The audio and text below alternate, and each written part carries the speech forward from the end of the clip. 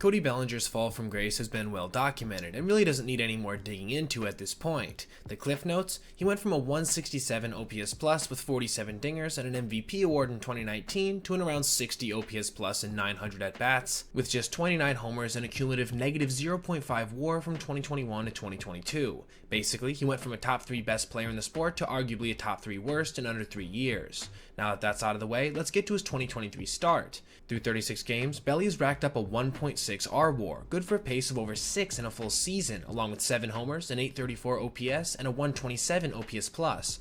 Oh, and he's also stolen 9 bases this year, taking full advantage of those bigger bags. These numbers certainly look good, but that brings us to our topic of today. Are they sustainable? Well, unfortunately, I don't think so. First of all, his hard hit rate, which used to be elite at over 49% back in 2019, currently sits at just 32%, a number that's actually worse than his 2021-2022 campaigns, which each were over 34. The same is true for his average exit velo, which has fallen all the way to 87 miles per hour, a number that's in the 25th percentile league-wide, down from 89 miles per hour the last 2 years. Yeah, his K rate, which was pushing 30 in the past, is now under 20, but is it worth it at the expense of his quality of contact? I'm not convinced. Then there are the projection stats. None of these look too kindly on his hot start either, with his XBA, XWOBA, and X-slugging all sitting at least 30 points lower than his current numbers, with his slugging being the worst culprit at a differential of 90 points, from 496 to 406. Additionally, his chase rate, which is a decent predictor of future strikeout affinity, is currently sitting in the 43rd percentile league-wide,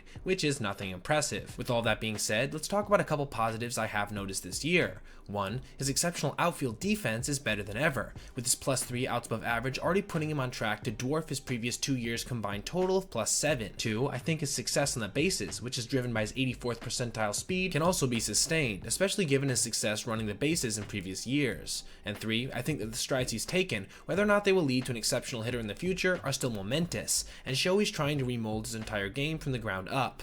So, what do I think the future holds for Mr. Belly Bomb? In my opinion, the work he's put in should allow him to maintain an around 110 OPS plus Gold Glove caliber center fielder level of production, with 30 plus steal speed as a bonus, putting up anywhere from 3 to 4 WAR in a given year. If he can actually sustain a degree of success this decent considering what he's went through the last 2 years, I'd see that as a major win, and nothing to be disappointed by, even if it is a bit below what he's managed to accomplish so far this year.